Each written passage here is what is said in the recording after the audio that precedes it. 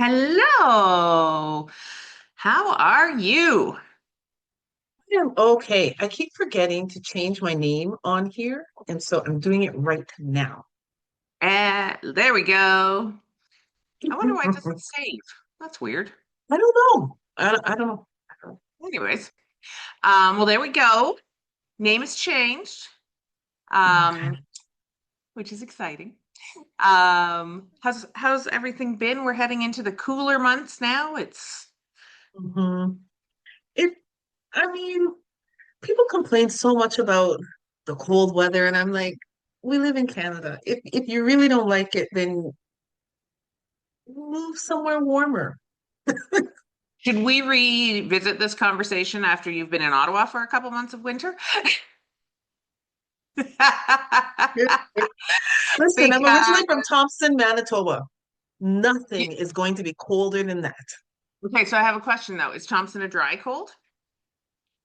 Yeah. Yeah, see, it's different. It is different because I find even in London, I find that the cold, it like seeps into your bones and it doesn't leave. Yeah. Oh, 100%. When I had Timmins in my territory, um I went out and I bought a coat that I called my Timmins coat, and I bought boots that I called my Timmins boots, and I was all prepared for my very northern Ontario territory. And then I got up there and I was like, it's minus 45 and I have my coat undone, and it'd be -5 at home and I'd be dying. So so when people are like, there's no such thing as a dry cold, I'm like, oh, there is. There is 100% such a thing as a dry cold. Definitely. Definitely, definitely. Yeah. Okay. I What are don't we have a talking segue. about today? It's No, like, there's no segue. There's no I'm like, can segue. I segue that? And I'm like, no, no, I don't know how to segue that. No, no. So for those who don't know, we record ahead. And so sometimes our stories don't align, our talking doesn't always align. So we I think what we're talking about is sort of gender in politics as a whole. And I Mhm. think it's been a bit of a hot topic in the current news cycle. Might not be in any way a hot topic in the news cycle once this actually comes out. So we're not going to directly reference what's been going on, but I feel like it's always still a topic Mhm. in North America in particular. Mhm. Yeah. Yeah, I know that for the last 10 years, I know that like people that I know that are in politics have been intentionally trying to get more women into politics. So I know that there's a concern that there aren't enough female voices Mhm. in political arenas, municipal government, provincial, especially federal. So yeah, it's a thing. It's a thing. Yeah, and I think it's which I guess begs the question, like, why is it so challenging to get more women into politics, and what's holding women back from wanting to get involved in politics? Because yes, I think there's been intentional advocacy around like trying to increase women's awareness to politics and everything else. And I guess part of me says, okay, if we go all the way back, how much of it is systemic slash familial even. um like, I don't know about you, but like, I definitely know in parts of my family, politics was a conversation that the men had and that the men and the boys had, and it wasn't necessarily a conversation that we as young girls were included in. Me too. My family too. Yeah. Yeah. So I Um, think sorry, go ahead. Go ahead. I was just gonna say, like, to me, it's almost like STEM, right? Like, if we don't expose young women and girls to things like engineering, then they might not think it's for them. Or there's, I don't remember what it is. It's that whole stat around the fact that at a certain grade is when we start to like say you're good at math versus you're not good at math, and what does that actually do? And so I don't know. I kind of go back to, is part of this that, right? Like, we haven't been And exposed to. representation matters. To your Mhm. point, representation matters. If you don't see, like if all you see are men in this case, in a certain profession, then the imagination doesn't go to, well, I can do that too. Yeah. right? And so representation truly, truly does matter. But I also think that this country was built by or governed, I'm not going to say built, governed by men from whenever it started, a Yep. few hundred years ago, whatever it is. And While and back. women have not been considered persons Hmm. for a whole century yet. Yeah. Here.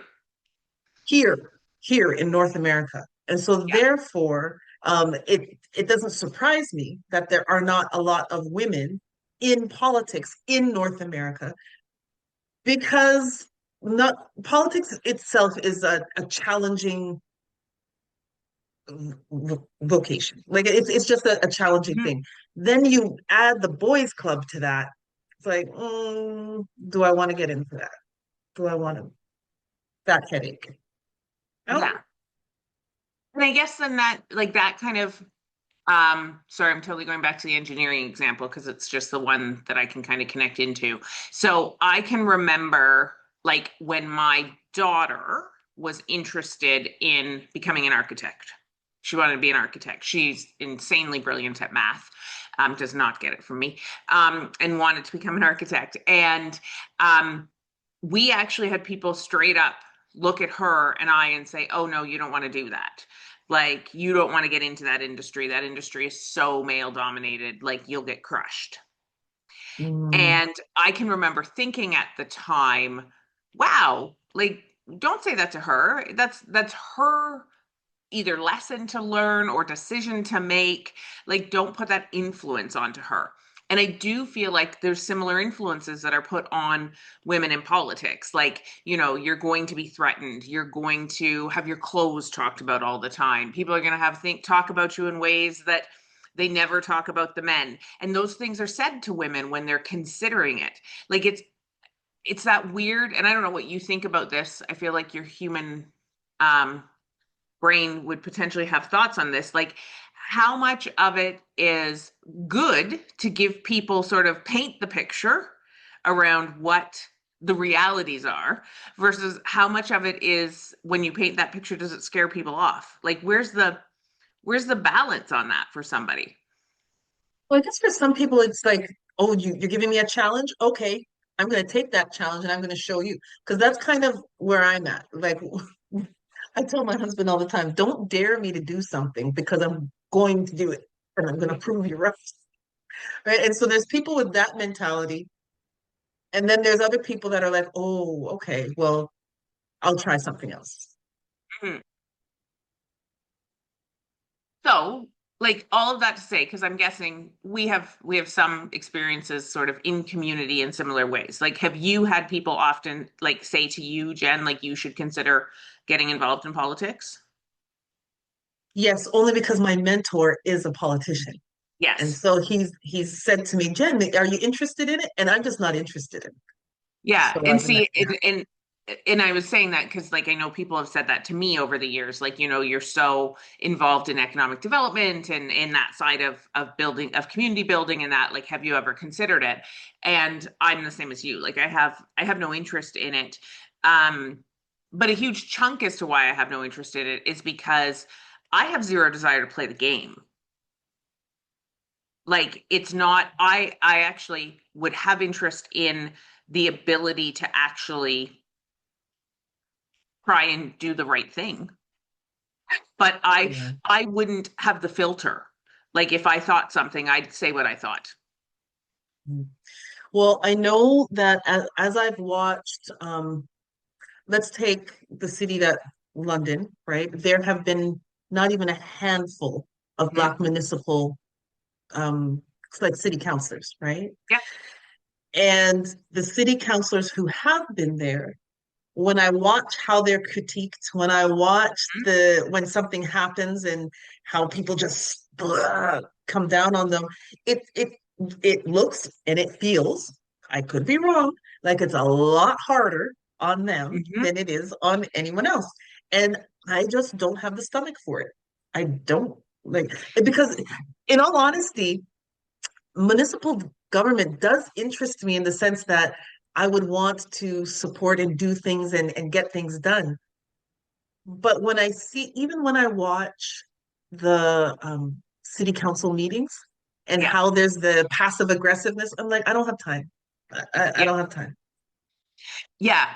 And it's funny, I actually ran into a counselor from Sarnia when I was there this week, and he is friends with a previous London counselor who is Black, and we were talking about that, about the impact that that had on him, and how people felt very comfortable saying things out loud that and how surprising that was. And I think for me, that's even on the female side, that's some of the stuff where I'm like, wow, these are very interesting conversations. Like, and I think because of where we're located, we obviously can see the US side of things.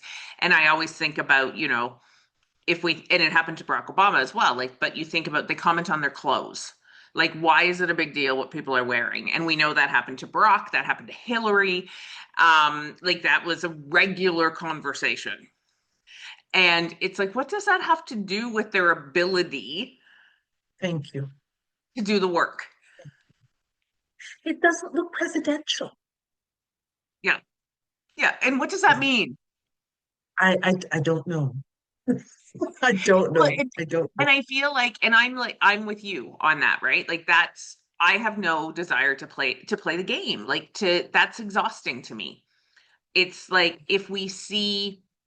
um if we see, here's the problem we want to solve. To me, the focus should be on how do we get to that solution, and the game playing in order to get to that solution doesn't make sense. And I know the challenge in that becomes, well, there's multiple ways to get to that solution, and that's how political parties are born, because there's different philosophies as to how you get to that solution. But why can't we be respectful? Exactly. Because I was going to say, you're exactly right. And there's no need for the name calling. There's no need for the questioning of the validity of what you're saying or the credibility. And I just, no, no. It's even the thought of it hurts my stomach. So do you feel like the rhetoric has changed significantly in like the last 10 years, like sort of since the 2016 sort of timeline, or do you feel like it's just more out there now? I think we're seeing more leaders who identify as women. I think we're seeing more of them in other parts of the world making some Hmm. significant changes that are kind of planting seeds Hmm. for women here, is what I think. Like, for example, the other day, well, back in At a point in October, time. I saw a movie called Prime Minister, and it's with regards to the woman who was the Prime Minister of New Zealand, Hmm. right? Jacinda Ardern, I believe it is. Yeah, Jacinda Yeah, Ardern. Yeah. yeah. And it was inspiring. It Hmm. was inspiring. And at the same time, it confirmed the thoughts that I had with regards to women in politics. But um it was nice to see a politician who did the right thing. Yeah. Like she was like they went down on her, like they came down on her, but at the same time she did the right thing, and it was nice to see. So I have a question because I've not seen the movie yet, but I've been following her for years. I've read her autobiography. Where in her journey does the movie start? Because to my understanding, it starts pretty close to when she got nominated. Is that correct? Yes, that's exactly where it starts, and it kind of Okay. flashes back to her childhood a little bit, but just little bits, not Okay. in depth. And I ask that because what's really interesting, and I don't know how much of this was discussed or how much of this came up. so it's interesting if you read her autobiography, she had no intention to be in that spot. That was actually never her goal. That was never where she saw herself. She very much saw herself in a backseat position. She saw it as a man's job, and she was like, I can offer a lot more help here. And Yeah. so, and She then, said that in the movie too. It's okay, that's in the yeah, movie. yeah, I wasn't sure if that came up or not. So, which is interesting, right? Because she kind of got almost like accidentally forced into doing it. And so that's interesting, right? Like how many women sort of live that same way where they are like, I can offer my service, I can be of public service better in a back seat than I can be in a front seat. And I'm going to ask a really out there question, but then does that actually, if my goal is to be of service to my community, and I feel like I can be of service more in a backseat than in that forward facing position, does that actually hold women who may want to make an impact back because they actually see themselves serving better from behind than in front? And I don't think we have an answer to that, but you know where my head's going on that? Like, Yeah. But then the question becomes, do you have to be the person in the front? Because we know that the person in the front isn't necessarily the person making all of the decisions and doing all of the work, they're doing right? none of the work. So, and that's it. So then does it, so that, do you actually have more influence from being that strategy person in the back and actually in that side of things? And it's so interesting, right? Because it's that we all know that forward facing person is not the person making decisions. If you're lobbying the government for something, you're not talking to the minister, you're talking to the minister's staff. Mm, mhm, mhm. Yeah. So, which is a whole other interesting angle on this, right? Like, so then, and I don't know the numbers on this, then I wonder what percentage of those people are actually women? I don't know. Yeah.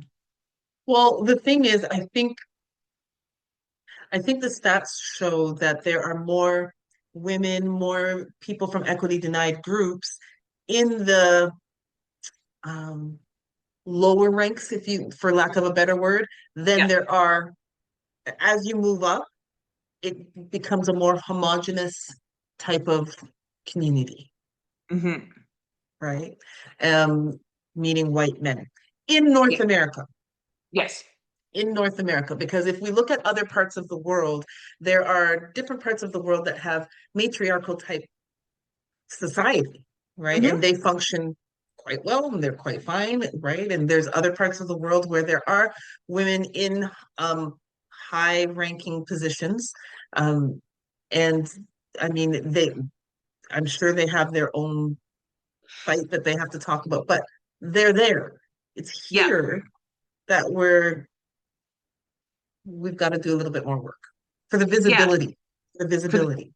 definitely. Well, and it's interesting because even if we look at Europe, Europe has had significant female presence in their political system for a number of years, like from the UK to Germany to all of Mm. those places. Like I'm thinking Angela Merkel, and some very notable Margaret Thatcher. Margaret Thatcher, exactly, some very notable long-standing female Mm. leaders in the UK for sure we would say would be a patriarchal society. Um, but so then you start to go, okay, well, what's the difference? How did they get there where we're still struggling here in North America? Is it the system? Because they have a different system than we have. Maybe. Maybe. I will always go back to, like, when we have gendered conversations, I always go back to, is this the right conversation that we're having? Hmm. Because for me, no matter where you are, if you have high emotional intelligence, you can be successful Hmm. and you can navigate some of those muddy waters that we're talking about if you choose to. Yeah. Yeah. So by that argument, we would be saying ultimately that like the um Margaret Thatchers of the world were able to navigate that system and essentially use curiosity to understand what was important to those, that allowed her to sort of gain the ranks and move up the ranks within a system that had still been built for men. Without knowing her story, that would be my assumption. Yeah. Yeah. And I guess I was asking that question too, because I'm just thinking about, if we use the US system, they have a very distinct voting system, right? And I guess that this is where we needed to do a history lesson before we got on here, because I'm not sure. Because I would be curious if, again, some of the systems that hold things in place in both US and Canada are the voting rules. And so we think about the US and, the whole concept of how many seats and that side of things. We think about Canada, and we were trying to pass the whole concept of first past the post. And then we didn't get that moved. But those sort of voting rules hold the old system in place. And that old system is very much geared towards the same continuing to happen. And so I would be curious if in some of these other places like the UK, Germany, New Zealand, is their voting system such that it doesn't allow that to happen in the same way. So the only little bit that I know, because I've traveled to New Zealand, is I do know in New Zealand, they have mandatory seats for their Indigenous. So you must vote in a certain number of Indigenous representation. Maui, it's something along those lines, is their Indigenous population. They have they're guaranteed a certain number of seats. Okay. At least it was that way when I was there. I wonder, see, here, I can just guess if we were to even propose something like that, what what the far right is it, or the far left? I don't even know anymore Right. what they would say. It's like, oh, we have woke, it's not fair, it's this and this that, it's blah blah blah blah blah blah. Well, it will, because that was supposed to be the case, right? Like that was part of of Trudeau's government, was to move to this new system. And then it never happened. And people will argue that that was an intentional call as well, because it would have, at the time it didn't happen, it would have served him poorly had it happened. So that's where, yeah, it's interesting, right? Like I think changes happen when it's right for the person sitting in power. Yeah. And there we go with power, right? If we want a more equitable community and we want more diversity, we want more of all of that stuff, there has to be a sharing of power. And if there's not a sharing of power, a willingness to give up power, it's just going to remain the same. When I look at politics today, and I look at history, it's like things happen in cycles, and it's just Mhm. called something else, Yes. right? Yes. And is your belief that the hold back on people being willing to let go of power fear? Do you think it's fear based? I think a few things. I think people don't like change. Like we know as human beings, change is a challenge, right? Mhm. But if you are to share power, that means you have to give up some of what you have. And I don't think people want to do that. And I think they might be scared of what that might look like, right? Um, and when there's the unknown, then anxiety is high. And because some of the things that people argue about, you have to wonder, why are we fighting about this? Like, Mhm. it doesn't make sense. Well, and it's interesting because we don't study economics in Canada the same way they study economics in the US. Like, when I went back to do my business degree, the economics that I was taking in university, like first, second year university courses, was what they were taking in high school in the US. And I know that because the YouTube coach that I was using to help me with it, um, he was a high school YouTube coach. Um, Hmm. and so, but literally the same lessons. That said, I always think about like sort of the basic principle of economics of the concept of like opportunity cost, and that you have to give up something to get something. And like that is sort of economics 101. Like you is like built around the concept of you can't have it all. And so you have to give up to get. And and so that's it, right? Like at the heart and root of it, giving up power to get change is you almost have to get enough people willing to give up what they currently hold so strongly to in order to consider an alternative way of looking at it. Yeah. Yeah. Yeah. True. Okay, we are at time. We are at time. We are at time. So what's the question? What's the question we want to ask and get people talking in the chat? Um, well, if this is the right question, but I would be curious. Like, I would be curious from our female identifying listeners, what is the reason they wouldn't get involved in politics? Like, we both kind of said, we don't want the drama. We don't, you know, we don't want the politics of politics, right? Like, what is it that holds other people back? Like, I would be curious about that. I don't know if that's the right question or not, but what do you think? Yeah. Would you get into politics? Why or why not? Mm, that's a more open question. Good job, Jen. You're always better at the open questions. I'm like, why don't you like it? Like, I'm just so assumptive. hopefully we get some, hopefully we get some really good answers from people who would consider it. And because I'd be almost most curious about those who would consider it, but aren't. Like, Yeah. What's the reasoning? And it could be timing, it could be money. Like when you think about it, like my eyes were opened to uh how much politicians actually make because it's a service type of job and we're serving the public.